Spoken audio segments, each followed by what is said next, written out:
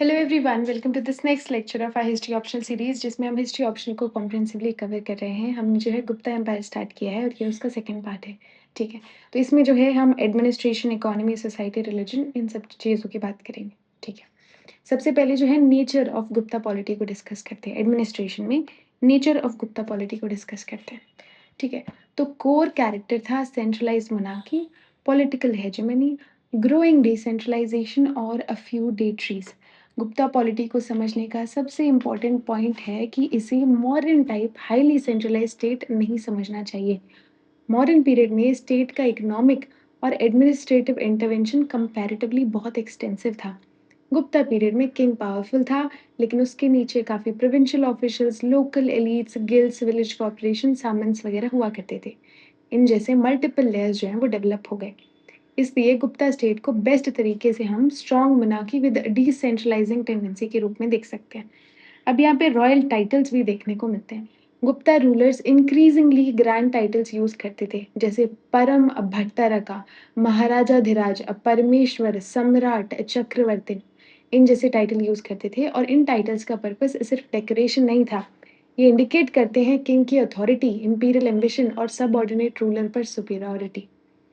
For example महाराजा धीराज का literal जो sense है वो ये है कि ग्रेट किंग्स ओवर किंग्स, यानी गुप्ता रूलर खुद को ऑर्डिनरी रीजनल किंग नहीं बल्कि मल्टीपल किंग्स के सुपीरियर रूलर जो है प्रेजेंट कर रहे हैं। डिवाइन एसोसिएशन विद किंगशिप ये भी देखने को मिलती है। गुप्ता रूलर्स ने किंगशिप को रिलीजियस लेजिटिमेसी से स्ट्रॉन्ग कनेक्ट किया। समुद्रगुप्त जो है उन्होंने प्रयाग प्रशस्ति में समुद्रगुप्त को समुद्रगुप्त वाली प्रयाग प्रशस्ति देखने को मिलती है, उसमें समुद्रगुप्त को पुरुष या सुप्रीम बीइंग जो है वो बोला गया है ना, उसे कंपेयर किया गया है। इसका इम्प्लीकेशन है कि किंग जो है उसको ऑर्डिनरी ह्यूमन रूलर से बियॉन्ड डिवाइनली सैंक्शनड प्रोटेक्टर बोला गया है ना। किंग का रोल सिर्फ टेरिटरी कॉन्क्वर करना नहीं था, धर्म का प्रोटेक्शन, सोशल ऑर्डर का मेंटेनेंस और पॉलिटिकल ऑर्डर का गार्जियन जो है उसको बोला जाता है। विष्णु से एसोसिएशन, अब गुप्ता रूलर्स के लिए वैष्णविज्म जो है पर्टिकुलरली बहुत इंपॉर्टेंट था। किंग को विष्णु के प्रोटेक्टिव फंक्शन से एसोसिएट करना जो है पॉलिटिकली यूजफुल था। ठीक है, यहाँ पे रिलीजन ने मोनार्की को लेजिटिमेसी दी, ये हम देख सकते हैं यहाँ पे। आगे आएंगे, अगर स्टेट का नेचर देखने की कोशिश करें तो स्ट्रॉन्ग मोनार्की थी, रीजनल किंगडम्स थे, है ना। इनडायरेक्ट रूल होता था सबऑर्डिनेट रूलर्स के थ्रू, सामंत सिस्टम देखने को मिलता है, लोकल ऑटोनॉमी देखने को मिलती है। इसी वजह से गुप्ता रूलर को मॉडर्न स्टेट से डिस्टिंग्विश करना बहुत इंपॉर्टेंट है ना। तो मॉडर्न स्टेट में सेंट्रल कंट्रोल ज़्यादा था, स्टेट इंटरवेंशन था, ब्यूरोक्रेसी एक्सटेंसिव थी, और गुप्ता पीरियड में वहीं रॉयल अथॉरिटी बहुत स्ट्रांग थी बट लोकल ऑटोनॉमी भी थी। गिल्ड्स इंपॉर्टेंट थे, हेरिडेटरी ऑफिस देखने को मिलते हैं, लैंड ग्रांट्स देखने को मिलते हैं, सामंस देखने को मिलते हैं, है ना। तो ये हमको यहाँ पे देखने को मिलता है। आगे आते हैं। आगे अगर आएंगे किंग की बात करेंगे तो किंग गुप्ता एडमिनिस्ट्रेशन का सुप्रीम अथॉरिटी था। उसको विष्णु का रिप्रेजेंटेटिव या मैनिफेस्टेशन समझने की टेंडेंसी मिलती है यहाँ पे। इससे मोनार्की को डिवाइन लेजिटिमेसी मिलती है। रिलीजियस एपिथेट्स जैसे परम परम अद्वैत ये देखने को मिलता है। इसका क्या मतलब है कि गॉड का फॉरमोस्ट वर्शिपर, यानी किंग अपने आप को डिवाइन पावर का डिवोटी प्रेजेंट करता है, ये भी देखने को मिलता है। परम भगवत भी देखने को मिलता है, मतलब वासुदेव कृष्ण का फॉरमोस्ट डिवोटी। ये गुप्ता रूलर्स के वैष्णव ओरिएंटेशन को डेमोन्स्ट्रेट करता है। परमेश्वर भी बोला गया है, मतलब सुप्रीम लॉर्ड। इस टाइटल से रॉयल सोवरेनिटी और सुपीरियरिटी जो है वो इंडिकेट होती है। अगर हम आगे आए सक्सेशन की अगर बात करें, सक्सेशन की बात करें तो गुप्ता मोनार्की हेरिडेटरी थी, लेकिन एक इम्पॉर्टेंट प्रॉब्लम थी कि स्ट्रिक्ट प्राइमोजेनिचर नहीं था, यानी ऑटोमेटिकली फादर का एल्डेस्ट सन जो है वो नेक्स्ट किंग नहीं बनता था, ऐसा कोई फिक्स रूल नहीं था। इससे सक्सेशन डिस्प्यूट का पॉसिबिलिटी जो है वो बढ़ गया।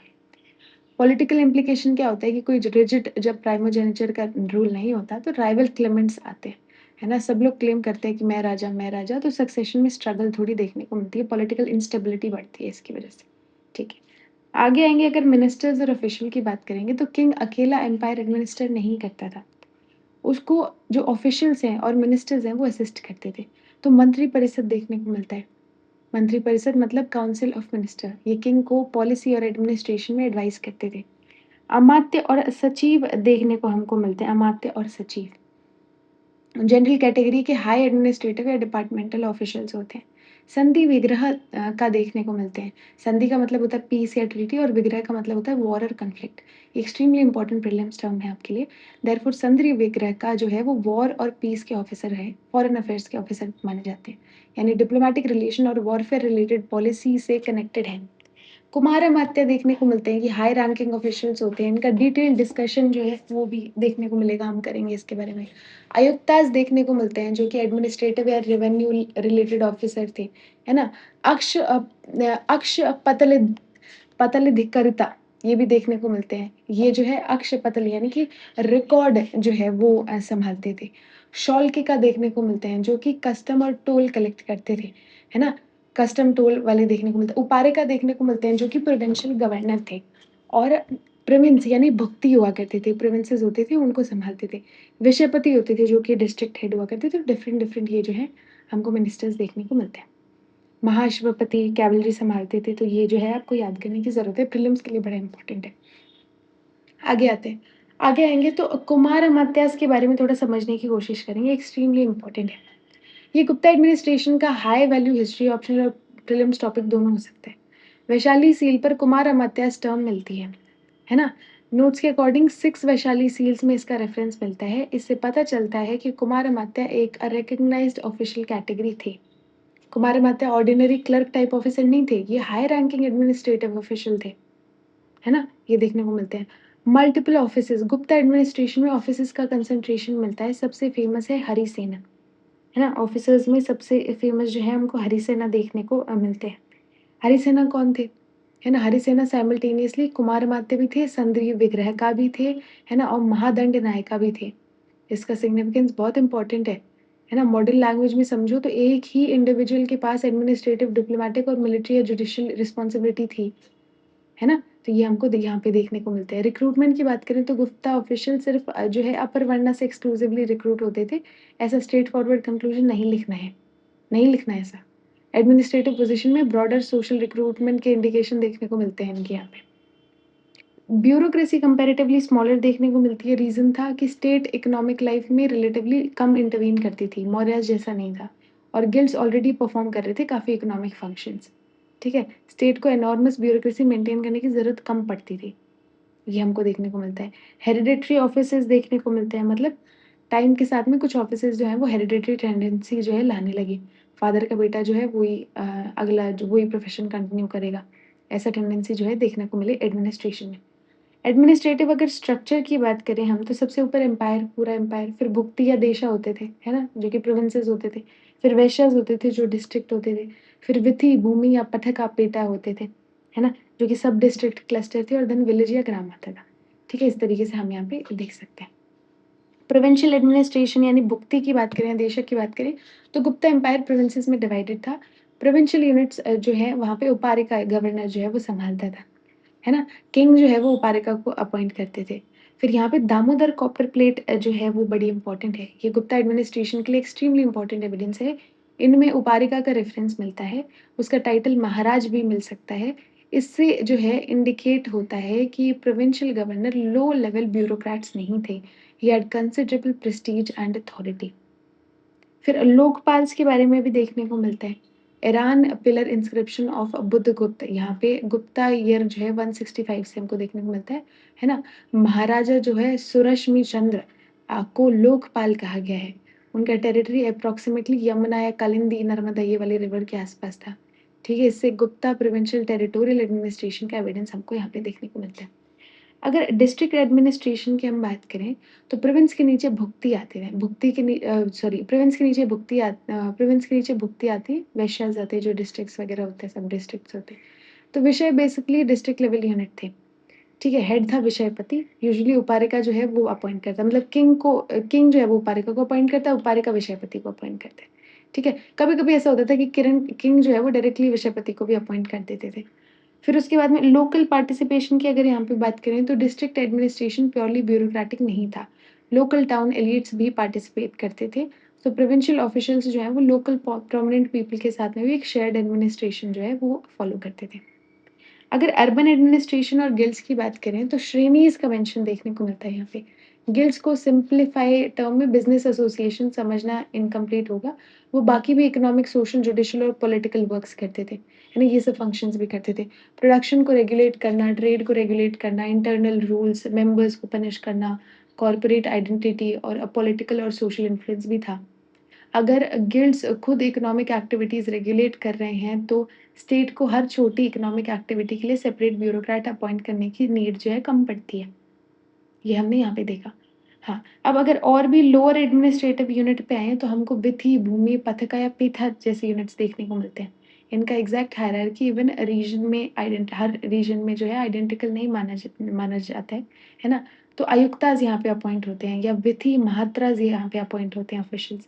फिर उसके बाद में और नीचे आते हैं तो विलेज एडमिनिस्ट्रेशन आते हैं। गुप्ता स्टेट विलेज लेवल तक कंप्लीटली एब्सेंट नहीं था। विलेज एडमिनिस्ट्रेशन में लोकल फंक्शनरीज़ इम्पोर्टेंट थे। फॉर एग्ज़ाम्पल ग्रामिका जो विलेज हेडमैन होते थे, ग्रामाध्यक्षा जो विलेज लेवल हेड या एडमिनिस्ट्रेटर हुआ करते थे। यहाँ पे भी हमको 8 मेंबर बोर्ड देखने को मिलता है इन दामोदर कॉपर प्लेट इंस्क्रिप्शन, ठीक है? दामोदर कॉपर प्लेट इंस्क्रिप्शन में हमको बुद्धगुप्त के रेन से मिलता है अष्टबूला अधिकारणा 8 मेंबर बोर्ड मिलता है, हेड था महारथा। विलेज एडमिनिस्ट्रेशन में कलेक्टिवली या कॉर्पोरेट जो है डिसीजन मेकिंग का एविडेंस यहाँ पे देखने को मिलता है। इवन सांची इंस्क्रिप्शन में भी चंद्रगुप्त सेकंड के टाइम पे पचमंडली एक कॉर्पोरेट बॉडी का जो है रेफरेंस यहाँ पे देखने को मिलता है। ठीक है। फिर अगर सामंत सिस्टम पे आएँगे आगे-आगे तो ये गुप्ता डिक्लाइन समझने का की है एक तरीके से। गुप्ता एम्पायर के बहुत से एरियाज़ डायरेक्ट ब्यूरोक्रेसी से एडमिनिस्टर नहीं होते थे।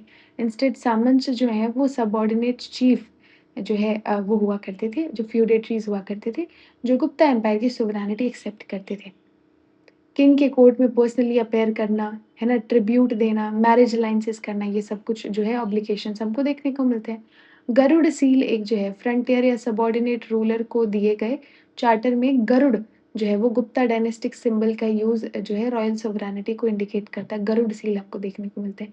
And why samanta system was important ये इतना ज़रूरी क्यों था? थोड़ा अगर समझने की कोशिश करें, तो इंपीरियल एक्सपेंशन का इंडिकेट करता है ये।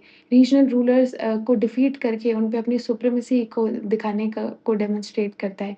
उनको कंप्लीटली रिमूव नहीं किया बल्कि सबऑर्डिनेट बनाया ये बताता है ना? This is the saman system.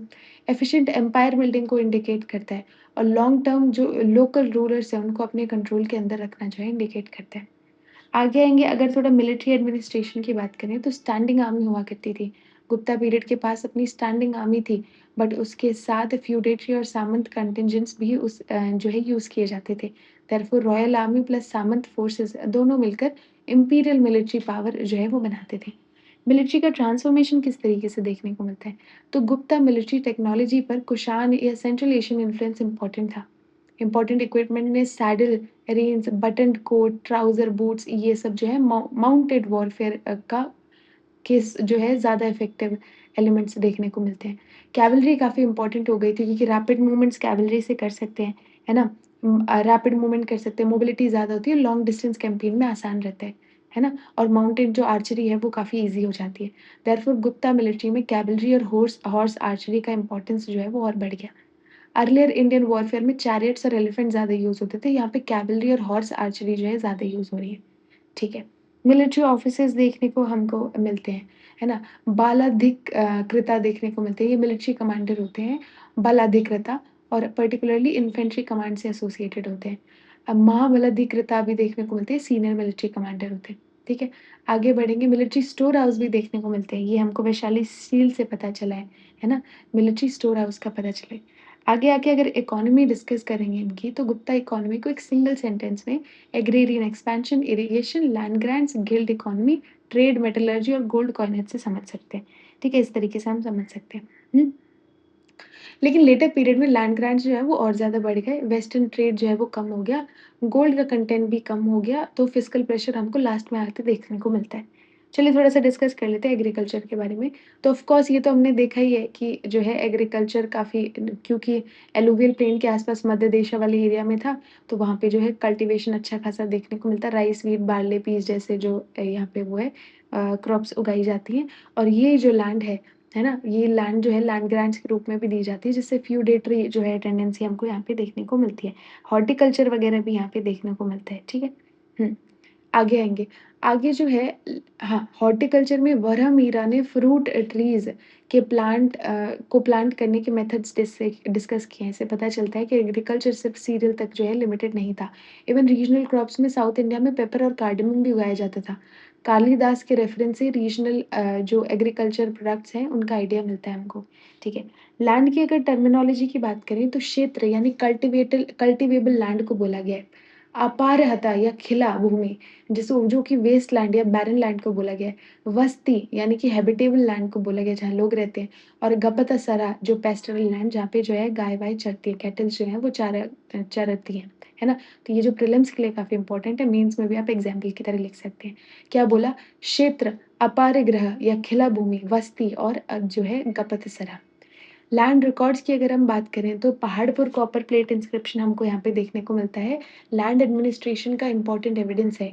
इससे किंग की लैंड ओनरशिप या क्लेम और लैंड ट्रांज़ैक्शन का डॉक्यूमेंटेशन इंडिकेट होता है। उस्तपाले देखने को मिलते हैं। District level land transaction record maintain करते थे ये। विलेज अकाउंटेंट्स का जो है हमें पता चलता है। ये भी जो है यहाँ पे हमको एविडेंस देखने को मिलता है। हुँ। आगे आएँगे अगर इरिगेशन की अगर बात करें, तो नारद स्मृति जो है एग्रीकल्चर प्रोडक्टिविटी के लिए इरिगेशन एसेंशियल थी और नारद स्मृति का यहाँ पे जो है रेफ़रेंस देखने को मिलता है, जो कि 2 डाइक्स के बारे में बात करती है। भरदिया मतलब फ्लड प्रोटेक्शन और खरा यानी इरिगेशन पर्पज़ के लिए, तो 2 डाइक्स की बात करती है। ड्रेनेज सिस्टम हमको देखने को मिलता है ना? Literally water drainage, excess water को रिमूव करके इनंडेशन प्रिवेंट करना, फ्लडिंग प्रिवेंट करना।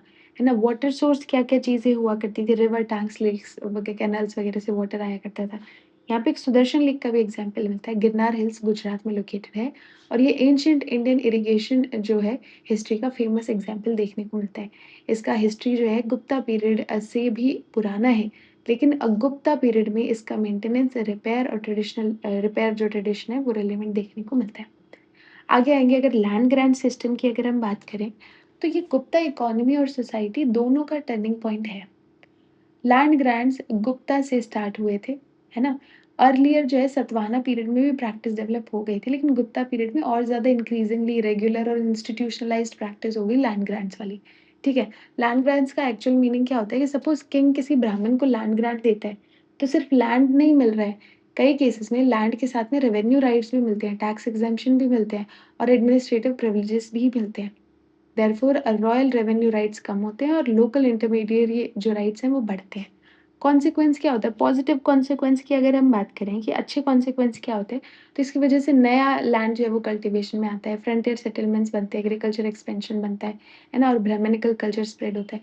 लेकिन अगर नेगेटिव की बात करें तो पीज़ेंट्स पे डिपेंडेंस बढ़ती है, पीज़ेंट डिपेंडेंस बढ़ती है, सेंट्रल रेवेन्यू कम होता है, लोकल लैंड एलीट्स जो हैं वो बढ़ जाते हैं, फ़ोर्स्ड लेबर बढ़ता है और डिसेंट्रलाइज़ेशन ऑफ कोर्स बढ़ता ही है ना? तो ये हमको यहाँ देखने को मिलता है। यहाँ पे ब्राह्मणिकल लैंडलॉर्डिज़्म का जो है कॉन्सेप्ट देखने को मिलता है। ब्राह्मण्स को लैंड ग्रांट्स जो है वो ऑफ़न टैक्स फ्री मिलते थे, हेरिडेटरी होते थे और परमानेंट नेचर के होते थे। कुछ ग्रांट्स में कलेक्शन जो है वो और लिमिटेड होता है। जुडिशियल और एडमिनिस्ट्रेटिव राइट्स भी ट्रांसफ़र हो जाते थे। पॉज़िटिव इम्पैक्ट वही है कि नए सेटलमेंट, कल्टीवेशन, एक्सपेंशन ये सब चीज़। नेगेटिव में तो वैसे ही स्टेट की ट्रेज़री कम होगी, है ना? जो लोकल रूलर्स हैं वो पावरफुल होंगे, डिपेंडेंस बढ़ेगी, ये सब चीज़ें देखने को मिलती हैं। तो यहाँ पे भी अलग-अलग टाइप के जो है लैंड ग्रांट्स देखने को मिलते हैं। अपारहरा जनरली ब्राह्मण्स को लैंड जो है ये दिया जाता था। अग्रहारा जो है ब्राह्मण्स को लैंड दिया जाता था। टैक्स फ्री, हेरिडेटरी और लॉन्ग टर्म हुआ करता था। अग्रहारा का इम्पोर्टेंस है, ब्राह्मणिकल सेटलमेंट बढ़ता था, एग्रेरियन एक्सपेंशन बढ़ता था और ब्राह्मणिकल कल्चरल डिफ्यूजन भी बढ़ता था। फिर देवग्राह जो है वो दूसरे टाइप की आती है। ये लैंड ग्रांट्स भी ब्राह्मण्स को दी जाती थी। लेकिन रिलिजियस एंडोमेंट कॉन्टेक्स्ट में लैंड या रिसोर्सेज़ का ग्रांट ये जो ग्रांट होता था ये ब्राह्मण और रिलिजियस इंस्टीट्यूशन से एसोसिएटेड हो सकता था। मर्चेंट डोनेशन, टेम्पल रिपेयर या जो वर्शिप के कॉन्टेक्स्ट में नहीं मिलता है ये, में भी मिलता है हाँ, ठीक है? उसमें भी मिलता है। तो ये हमको अग्रहारा और देवग्राह देखने को मिलते हैं, ठीक है? अग्रहारा और देवग्राह देखने को मिलते हैं। हुँ। लैंड टेन्योर्स की अगर बात करें तो निवि धर्म मतलब land endowment under trustee endowment arrangement इसको बोल सकते हैं कि ट्रस्टी के अंदर। निवि धर्मा ये इसका क्या मतलब होता है कि परपेचुअल एंडोमेंट किया गया रेसिपिएंट इनकम जो है वो एन्जॉय करता है। है ना? इसके बाद में अपरदा जो है धर्मा देखने को मिलता है। इनकम एन्जॉय कर सकते हैं बट लैंड को फ्रीली ट्रांसफ़र या गिफ्ट करना रिस्ट्रिक्टेड है और एडमिनिस्ट्रेटिव राइट्स भी जो है नेसेसरीली नहीं मिलते, है ना? भूमि छिद्र न्याय देखने को मिलता है, वेरी इंपॉर्टेंट कॉन्सेप्ट। बैरन या वेस्टलैंड को फर्स्ट कल्टीवेटर डेवलप करे, फिर कल्टीवेटर जो है अपना क्लेम या ओनरशिप वो जो करे और सर्टेन रेंट जो है वो दे, है ना? और कुछ रेंट ऑब्लिगेशन से एक्सेम्पशन भी देखने को मिलता है, मतलब वेस्ट लैंड कल्टीवेशन को इंटेंसिव करना, ठीक है?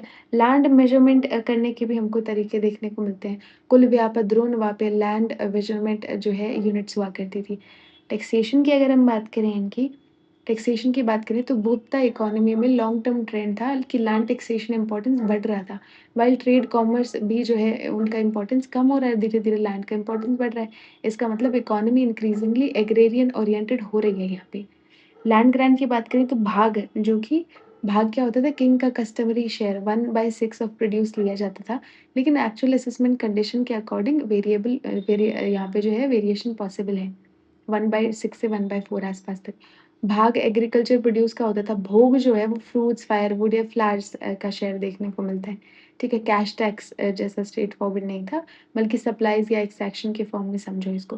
कर यानी टैक्स या ट्रिब्यूट, बलि इनिशियली वॉलंटरी जो है ऑफरिंग हुआ करती थी, बाद में कंपल्सरी जो है हमको देखने को मिलती है। उद्यंगा ऑफ़न पुलिस, वाटर या एक्स्ट्रा लेवाई किया जाता था टैक्स, इसके कॉन्टेक्स्ट में हमको ये देखने को मिलता है। ठीक है? उपारिका, हिरण्य ये सब देखने को हमको मिलता है। तो ये डिफरेंट टाइप के टैक्सेज़ जो है हमको यहाँ पे देखने को मिलते हैं। You just can take the screenshot और आप इसको रिवाइज़ कर सकते हैं। ठीक है, आगे आते हैं। विष्टि की बात करते हैं। विष्टि माने क्या होता है फ़ोर्स्ड लेबर, है ना? यानी स्टेट या लोकल अथॉरिटी के लिए लेबर एज़ टैक्स भी प्रोवाइड करना होता था। Example road construction, public work, transportation type obligation के कॉन्टेक्स्ट में फ़ोर्स्ड लेबर को समझा जा सकता है ना? यहाँ पे हमको जो है पर्टिकुलरली मध्य प्रदेश काठियावाड़ वाले रीजन के इंस्क्रिप्शन में रेफ़रेंस देखने को मिलता है, ठीक है? Why historically this is important, है ना? ये हिस्टोरिकली इतना इम्पोर्टेंट क्यों है? क्योंकि पीज़न्स टैक्स पे नहीं कर सकते, लेबर प्रोवाइड कर सकते, तो उनसे लेबर लिया जाता था, ठीक है? आगे आते हैं, अगर ट्रेड एंड कॉमर्स की बात करें, तो ओवरऑल क्या होता था कि गुप्ता इकोनॉमी सिर्फ़ एग्रीकल्चर बेस्ड आइसोलेटेड इकोनॉमी नहीं थी, एग्रीकल्चरली ओरिएंटेड हो रही थी धीरे-धीरे, पर ऐसा नहीं था। इंटरनल ट्रेड भी थी, एक्सटर्नल ट्रेड भी थी through roads, rivers, maritime routes वगैरह। फ़ाहिम के अकाउंट से जो है रूट्स की रिलेटिव सिक्योरिटी का इंडिकेशन मिलता है। उसने थीव्स के फेयर की एब्सेंस या लो इंसिडेंस का रेफ़रेंस दिया है। ट्रेड के लिए सिक्योरिटी ऑफ रूट्स होना बड़ा ज़रूरी है, बहुत इम्पोर्टेंट है। ठीक है? गिल्ड्स जो है वो नारद स्मृति थोड़ा-सा आगे आएँगे तो नारद स्मृति और बृहस्पति स्मृति देखने को मिलते हैं गिल्ड्स के टर्म्स में। गिल्ड्स जो है वो production, trade regulation, internal justice in सब ये सब जो चीज़ें हैं परफ़ॉर्म करते थे।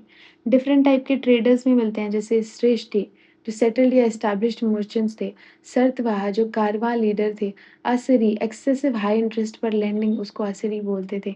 ठीक है? मेजर पोर्ट्स देखने को मिलते हैं हमको कौन से ताम्रलिप्ति बंगाल में, कदुरा आंध्र प्रदेश में, घंटासाला आंध्र प्रदेश में। वेस्टर्न कोस्ट की तरफ जाएँ तो हमको भरूच देखने को मिलता है, कैंपी देखने को मिलता है, कल्याण महाराष्ट्र में देखने को मिलता है, चावल महाराष्ट्र में देखने को मिलता है, ठीक है? यहाँ पे ताम्रलिप्ति इम्पोर्टेंट है क्योंकि ताम्रलिप्ति ईस्टर्न इंडिया का मेजर मैरीटाइम सेंटर है। फ़ाहिम इसका रेफ़रेंस जो है वो देते हैं। ट्रेड कनेक्शन बताते हैं with China, Sri Lanka, Java, Sumatra यहाँ तक, ठीक है? सी रूट की अगर हम बात करें तो फ़ाहिम ने इंडिया चाइना मैरीटाइम जर्नी के डेंजर का भी मेंशन किया है। This is very much useful to remind कि मैरीटाइम ट्रेड जो है वो प्रॉफ़िटेबल तो था पर रिस्की भी था। एक्सपोर्ट में क्या-क्या चीज़ें एक्सपोर्ट किया करते थे? तो कॉटन टेक्सटाइल बंगाल से, इंडिगो बिहार से, सिल्क बनारस से, Himalayan fragrance, sandalwood, coconut, ivory ये सब जो एक्सपोर्ट करते थे और gold, silver, tin, lead, silk, horses ये सब इम्पोर्ट करते थे। रोमन ट्रेड का भी रेफ़रेंस हमको यहाँ पे देखने को मिलता है, रोमन ट्रेड का भी रेफ़रेंस देखने को मिलता है। आगे बढ़ते हैं। सिल्क ट्रेड का डिक्लाइन उसकी बात करते हैं। तो अराउंड 550 सी के पास में ईस्टर्न रोमन या बाइज़ेंटाइन सिल्क ट्रेड जो है इफ़ेक्ट हुआ। रीज़न था कि चाइनीज़ सिल्क प्रोडक्शन जो है, प्रोडक्शन टेक्नोलॉजी है या सेरिकल्चर नॉलेज जो है वो बाइज़ेंटाइन वर्ल्ड तक पहुँच गया था। तो लोकल सिल्क का प्रोडक्शन जो है वो बढ़ गया वहाँ पे, इसलिए जो है ये सिल्क ट्रेड जो है वो थोड़ा वीकन पड़ गया, है ना? ये रीज़न था। अगर माइनिंग और मेटलर्जी की बात करें तो गुप्ता पीरियड में मेटलर्जी हाईली डेवलप्ड थी। आयरन बिहार से मिलता था, कॉपर राजस्थान से। एक्सटेंसिव माइनिंग का एविडेंस देखने को मिलता है। यहाँ पे लिटरेरी एविडेंस में हमको अमर सिम्हा, वराहमिहिर और कालिदास जो है ये तीनों माइनिंग और मिनरल के रेफरेंस जो है हमको देते हुए दिखाई देते हैं, है ना? तो ये जो डिफरेंट डिफरेंट टाइप के मेटल हैं जो ये सब यूज़ हुआ करते थे। मेहरौली आयरन पिलर की बात करें, अगेन ये तो हमने देखा ही कि चंद्रगुप्त सेकंड के टाइम पे जो है एसोसिएट किया जाता है, चंद्र नाम उस पे लिखा हुआ है ना? जो कि रस्ट फ्री है, रस्ट नहीं होता 4th सेंचुरी सीई के टाइम पे ऐसे हमको देखने को मिलता है। ठीक है, आगे आते हैं। अगर कॉइनेज की अगर हम बात करें तो गुप्ता मोनार्की सिस्टम का फेमस जो फीचर है that is gold coinage, very abundant, while silver जो है वो कंपैरेटिवली कम देखने को मिलता है, कॉपर कंपैरेटिवली कम देखने को मिलता है। गोल्ड कॉइन्स गुप्ता रूलर्स की wealth, imperial Prestige, military success और लॉन्ग डिस्टेंस ट्रेड को भी इंडिकेट करते हैं। लेटर ट्रेंड में जो ये गोल्ड कॉइन्स हैं इनका सर्कुलेशन डिक्लाइन हमको देखने को मिलता है। यहाँ पे जो कॉइन्स हैं इस पे हमको royal legend, symbols, royal imagery, religious imagery ये सब देखने को मिलती हैं। ठीक है? आगे आएँगे आर्टिस्टिक इन्फ्लुएंस जो है गुप्ता कॉइन का डिज़ाइन में कुशानाज़, अर्लियर ग्रीक या हेलेनिस्टिक आर्टिस्टिक ट्रेडिशन का एलिमेंट भी काफ़ी ज़्यादा विज़िबल देखने को मिलता है। ठीक है? यहाँ से हमने ये देख लिया। ठीक है, आगे बढ़ते हैं। चंद्रगुप्त, समुद्रगुप्त ये तो हम देख ही चुके हैं ना। कॉइन्स के बारे में अगर बात करें तो ये भी पढ़ चुके हैं। चंद्रगुप्त ने चंद्रगुप्त और कुमारदेवी टाइप कॉइन, समुद्रगुप्त ने 8 टाइप्स ऑफ गोल्ड कॉइन्स जो है इश्यू किए, डिफरेंट डिफरेंट टाइप्स के। चंद्रगुप्त सेकंड ने गोल्ड, सिल्वर और कॉपर तीनों के कॉइन्स जो है वो हमने देखा कि वो क्या नाम है, सर्कुलेट किए। ठीक है, ठीक है ना? तो इस तरीके से हम देख सकते हैं। नेक्स्ट हम आएँगे सोसाइटी की तरफ। ब्राह्मणिकल डोमिनेंस सोसाइटी में देखने को मिलता है। गुप्ता पीरियड में ब्राह्मणिकल आइडियोलॉजी काफ़ी ज़्यादा थी, है ना? और लैंड ग्रांट्स के थ्रू ब्राह्मणास की पावर और ज़्यादा बढ़ गई थी। देयरफॉर ब्राह्मणिकल डोमिनेंस सिर्फ रिलीजियस नहीं बल्कि वैसे इकोनॉमिक, सोशल और आइडियोलॉजिकल डायमेंशन में भी बढ़ रहा था। कास्ट सिस्टम जो है वो ज़्यादा रिजिड और ज़्यादा एनॉर्मस हो गया। व्हाई? क्योंकि फॉरेन एसिमिलेशन हुआ और फॉरेन ग्रुप्स इंडिया में सेटल हुए। For example Huns later brahmanical social order में इंटीग्रेट हुए और कुछ ट्रेडिशन में राजपूत जो आइडेंटिटीज़ हैं, उनके फॉर्मेशन से एसोसिएट किए गए। But this should be written cautiously because Rajput identity का full formation much later process था। ठीक है? ट्राइबल इनकॉर्पोरेशन देखने को हमको मिलता है। शूद्रज़ जो हैं इस टाइम देखने को मिलते हैं, जो सर्व किया करते थे, those were slaves and agricultural labourers, है ना? तो ये भी हमको देखने को मिलते हैं। वैश्य शूद्र डिस्टिंक्शन देखने को मिलती है, क्या फ़र्क है दोनों में? इकोनॉमिक ऑक्यूपेशनल ओवरलैप होने लगे, तो सोशल हायरार्की जो है वो फिर भी जो है हमको यहाँ पे परसिस्टेंस देखने को मिलती है। अनटचेबिलिटी जैसी प्रैक्टिस जो है हमको देखने को मिलती है, स्पेशली विद चंडालाज़, है ना? तो ये हमको देखने को मिलती है। अगर वुमेन की पोज़ीशन की बात करें तो पैट्रियार्कल कंट्रोल और बढ़ गया, वुमेन की ऑटोनॉमी और कम हो गई, है ना? एजुकेशन और रिलीजियस एक्सेस की बात करें तो वुमेन जो है वो एपिक्स पुराणास सुन सकती थी बट एक्सेस टू फॉर्मल वैदिक एजुकेशन या religious authority remained highly gendered. ठीक है? मैरिज की बात करें तो स्वयंवर की प्रोमिनेंस जो है वो डिक्लाइन हुई, मनुस्मृति ट्रेडिशन में अर्ली मैरिज को सपोर्ट किया गया है। सती का रेफ़रेंस हमको यहाँ पे देखने को मिलता है, सती का रेफ़रेंस। सती का प्रैक्टिस अर्लियर आइसोलेटेड एविडेंस में मिलता है, बट गुप्ता पीरियड में इस सोशल जो एक्सेप्टेंस है वो इंक्रीज़ होने लगी। ईरान इंस्क्रिप्शन जो 510 सीई के आसपास हुआ, वहाँ भानुगुप्त से एसोसिएटेड है, वहाँ पे हमको सती का रेफ़रेंस जो है वो देखने को मिलता है। प्रॉपर्टी राइट्स अगर वुमेन के उसमें बात करें, तो वुमेन के प्रॉपर्टी राइट्स रिस्ट्रिक्टेड थे बट एब्सोल्यूट स्टेटमेंट ये जो है हमको नहीं देना चाहिए। क्योंकि एग्ज़ाम्पल मिलता है प्रभावती देवी का। Inscriptional evidence shows elite women land rights और holding in their own name, जैसे प्रभावती देवी जो चंद्रगुप्त सेकंड की जो बेटी थी, है ना? उनके बारे में देखने को मिलता है। This is important because it demonstrate patriarchy existed but elite women could sometimes exercise property और एडमिनिस्ट्रेटिव राइट एज़ वेल। ठीक है? गोत्र देखने को मिलते हैं। मैरिज के बाद वुमेन के गोत्र चेंज होने की प्रैक्टिस को जनरली 5th सेंचुरी के बाद से ही ज़्यादा क्लियरली जो है डेटेड किया जाता है। अगर आगे आएँ और रिलिजन की बात करें, तो यहाँ पे जो है ब्राह्मणिज़्म, ब्राह्मणिकल रिवाइवल देखने को मिलता है, वैष्णविज़्म, शैविज़्म देखने को मिलता है। कृष्णा वर्शिप भी जो है प्रोमिनेंट बनी। कृष्णा डिवोशन इंक्रीज़िंगली प्रोमिनेंट हुआ यहाँ पे हमको देखने को मिलता है। This connect Gupta religious culture with broader भक्ति एंड पुराणिक जो है हिंदुइज़्म।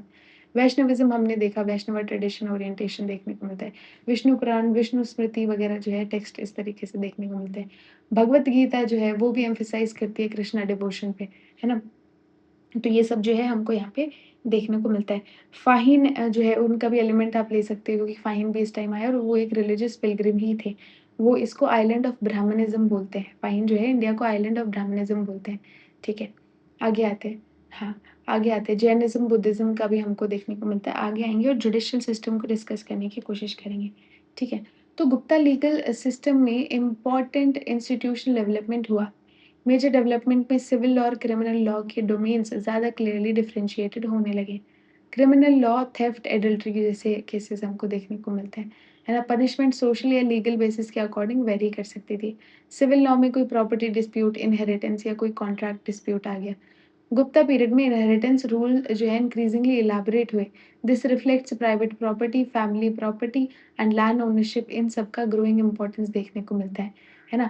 इम्पोर्टेंट जुडिशियल बॉडीज़ कुछ हमको देखने को मिलती हैं जैसे जैसे करना, अधिकरना और अहरमसना, है ना? ये सब देखने को मिलती हैं। डिफरेंट इंस्टीट्यूशन कॉन्टेक्स्ट में जो जुडिशियल और एडमिनिस्ट्रेटिव डिस्प्यूट रेज़ोल्यूशन है, उससे एसोसिएटेड हमको देखने को मिलता है। किंग को जो है यहाँ पे अपहोल्डर ऑफ लॉ बोला गया है। मतलब केसेस में ब्राह्मणा या लीगल एक्सपर्ट्स की असिस्टेंट ली जा सकती थी। देयरफॉर किंग और जो लीगल स्पेशलिस्ट हैं वो जुडिशियल प्रोसेस के इम्पोर्टेंट पार्ट थे। गिल्ड जस्टिस भी देखने को मिलता है कि इवन गिल्ड्स भी जो हैं वो भी जस्टिस, इंटरनल जस्टिस किया करते थे। ठीक है, वर्ना बेस्ड जस्टिस देखने को मिलता है कि लीगल सिस्टम सोशली इगैलिटेरियन नहीं था। जो हायर स्टेट वर्ना में जो ऊपर लोग होते थे उनको कम पनिशमेंट होती थी, है ना? और वहीं शूद्र जैसे लोगों को ज़्यादा पनिशमेंट देखने को मिलती है ना? तो कॉमन पनिशमेंट जो है वो यहाँ पे नहीं हुआ करती थी। ठीक है, आगे आते हैं। आर्ट एंड आर्किटेक्चर की बात करें वैसे तो हम आर्ट एंड आर्किटेक्चर की दूसरी सीरीज़ चलाएँगे, लेकिन कई बार इसको गोल्डन एज भी बोला जाता है। क्यों? क्योंकि sculpture, painting, temple, architecture, metallurgy, coins ये सब जो है बड़ा अच्छा इस टाइम देखने को मिलता है। लेकिन कॉन्ट्रडिक्शन भी है जैसे caste rigidity, untouchability, gender restriction, peace and dependence, land inequality ये भी देखने को मिलता है हमको, है ना? तो ये भी इस तरीके से हमको देखने को मिलता है। अगर आर्ट की बात करें तो स्कल्पचर में सुल्तानगंज में बुद्धा देखने को मिलते हैं, ब्रॉन्ज़ बुद्धा हैं, भागलपुर, बिहार वाले एरिया में देखने को मिलते हैं। मथुरा में बुद्धा इमेज जो है वो उसका मेजर सेंटर मथुरा हुआ करती थी। सारनाथ में गुप्ता बुद्धा स्कल्पचर्स देखने को मिलते हैं, है ना? बुद्धिस्ट आर्ट की अगर बात करें तो काफ़ी serenity, spirituality, idealist, human form में जो है हमको यहाँ पे स्कल्पचर्स देखने को मिलते हैं, ठीक है? पेंटिंग्स की बात करें तो अजंता केव्स हमको देखने को मिलती हैं, है ना? अजंता केव्स देखने को मिलता है, naturalistic life like rich colours use हुए हैं वहाँ पे, है ना? तो वहाँ पे वो भी बाग केव्स देखने को मिलती है धर रीजन मध्य प्रदेश में, है ना? सिकरिया ये क्या होता है? It is located in Sri Lanka. Painting में इंडिया या अजंता आर्टिस्टिक इन्फ्लुएंस भी जो है यहाँ पे विज़िबल होता है। स्तूपास देखने को मिलते हैं हमको यहाँ पे, है ना? स्तूपास देखने को मिलते हैं जैसे समत, उत्तर प्रदेश, रत्नागिरी और मीरपुर खास जैसे वाली एरिया में हमको जो है स्तूपास भी देखने को मिलते हैं। इवन स्ट्रक्चरल टेम्पल इस टाइम बनने शुरू हुए, नगर और द्रविडियन टेम्पल आर्किटेक्चर, ठीक है? Why important? क्योंकि इससे पहले जो बुद्धिस्ट आर्किटेक्चर में स्तूपा, चैत्य और विहारास यूज़ होते थे। स्ट्रक्चरल टेम्पल्स जो हैं वो इंक्रीज़िंगली इस टाइम इम्पोर्टेंट हुए, ठीक है? तो इस तरीके से हम इसको भी देख सकते हैं, ना ब्रिक टेम्पल बने, ये सब चीज़ें हम देख सकते हैं, है ना? चलिए, आई बिलीव हमने ये टॉपिक जो है वो कंप्लीट कर लिया है और अब जो है हम अच्छा नहीं, काफ़ी टॉपिक्स बचे हैं अभी भी, है ना?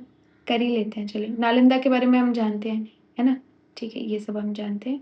टेराकोटन पॉटरी, तो टेराकोटा रेडवेयर टाइप की पॉटरी मिलती है, ये छत्रा, राजगढ़, हस्तिनापुर जैसे एरिया में हमको देखने को मिलती है। प्रयाग प्रशस्ति के बारे में हम देख ही चुके हैं, ठीक है। आगे आएँगे अगर इनकी लिटरेचर की बात करें, अगर लिटरेचर की बात करें कि क्यों-क्यों गोल्डन एज बोला गया है, वो भी रीज़न हम साथ-साथ में देख रहे हैं ना। अगर इनके लिटरेचर की बात करें तो Sanskrit became dominant in elite और कोर्ट कल्चर, है ना? बट इम्पोर्टेंट ये है कि प्राकृत जो है वो भी डिसअपियर नहीं हुई थी। रीजनल और नॉन कोर्ट कॉन्टेक्स्ट में प्राकृत जो है कंटिन्यू रही। सुरसेनी जो है मथुरा रीजन में, अर्धमगधी जो है वो अवध और बुंदेलखंड रीजन में बोली जाती थी, है ना? और जो है मगधी वो बिहार रीजन में बोली जाती थी। ड्रामेटिक लैंग्वेज यूज़ करते थे। संस्कृत ड्रामा में कन्वेंशनल लिंग्विस्टिक हायरार्की देखने को मिलती है। हाई स्टेटस के जो मेल कैरेक्टर हैं वो संस्कृत यूज़ करते हैं। वुमेन और शूद्रस प्राकृत यूज़ करते हैं। This is very important socially because literature itself reflects वर्ण और जेंडर हायरार्की, है ना? प्लेस काफ़ी देखने को मिलते हैं। यहाँ पे हमको भाषा नाम के जो हैं भाषा जो है वो देखने को मिलते हैं। 13 प्लेस जो हैं भाषा को एट्रिब्यूटेड हैं। 13 प्ले जो है इनको एट्रिब्यूटेड देखने को मिलते हैं। पुरानाज़ इस टाइम पे कंपोज़ होते हुए दिखाई देते हैं। एपिक्स रामायण, महाभारत जैसे इस टाइम पे कंपोज़ होते हुए दिखते हैं, है ना? तो ये सब भी हमको यहाँ पे दिखता है, ठीक है? आगे आते हैं। आगे आएँगे और इनके डिक्लाइन के बारे में थोड़ा-सा डिस्कस करने की कोशिश करेंगे कि what were the reason that led to decline of Gupta period. ठीक है? तो थोड़ा-सा डिक्लाइन के बारे में डिस्कस करने की कोशिश करते हैं। आई विल जस्ट या तो सामंत सिस्टम वाज़ वन रीज़न, है ना? डिसेंट्रलाइज़ेशन इतना हो गया था कि जो पावरफुल हो गई, है ना? इम्पीरियल एक्सपेंशन धीरे-धीरे होने लगा तो सँभालना मुश्किल हो गया, ठीक है? और लोकल ऑटोनॉमी बढ़ने लगी, land grants was also a problem, ठीक है? क्योंकि इससे फिस्कल स्ट्रेंथ जो है वो ओवर द टाइम कम हुई, पब्लिक ट्रस्ट कम हुआ, ठीक है? ब्राह्मणा फ्यूडेटरी और लैंडेड एलिट्स ये भी एक रीज़न बने, है ना? ये भी एक रीज़न बने। गोल्ड कॉइन का स्ट्रेस भी बाद में हमको जो है ज़्यादा देखने को मिलता है, ट्रेड डिक्लाइन देखने को मिलता है, तो ये सब कुछ रीज़न थे जिसकी वजह से जो है गुप्ता एम्पायर डिक्लाइन कर गया। Now just let's move on to few MCQ questions, ठीक है? कुमारमात्य कौन होते थे? हाई रैंकिंग एडमिनिस्ट्रेटिव ऑफिशियल, बिल्कुल सही। संधि विग्रह कौन होते थे? War, peace and foreign affairs, yes. शॉल के रॉयल के रिकॉर्ड्स रखते थे, यस, ठीक है। और अक्ष पतलिधिकृता जो है कस्टम और टोल्स रखते थे, बिल्कुल सही है। तो मुझे तो सारे नहीं ना, हाँ 1 एंड 2 ये उल्टा कर दिया ना। अक्ष पलधिकृता जो है वो रॉयल रिकॉर्ड्स रखते थे और शॉल के का कस्टम और टोल्स देखते थे, उल्टा कर दिया ये। तो 1 and 2 is the right answer. Second question है, with reference to Gupta administration, consider उपारिका administered भुक्तीज। भुक्ती संभालते थे उपारिकाज, हाँ ठीक है। Second is विषयपति headed विषय, yes। विषयपति were invariably appointed directly by the king, no, है ना? मोस्टली तो उपारिका अपॉइंट करते थे, कभी-कभी किंग भी अपॉइंट कर देते थे। Fourth is local corporate bodies participated in administration, yes of course। ठीक है, तो 1 to 4 जो है वो सही हो जाएगा। नेक्स्ट क्वेश्चन की तरफ आते हैं। Which one of the following best captures historical significance of Gupta land grants? Complete abolition of royal land ownership, नहीं। Exclusive transfer of military authority, नहीं।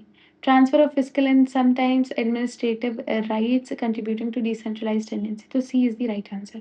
ठीक है, तो आई होप आपको ये लेक्चर हेल्पफुल लगा हो। अगर आपको ये लेक्चर किसी भी तरीके से हेल्पफुल लगा हो then please hit the like button and subscribe to this channel.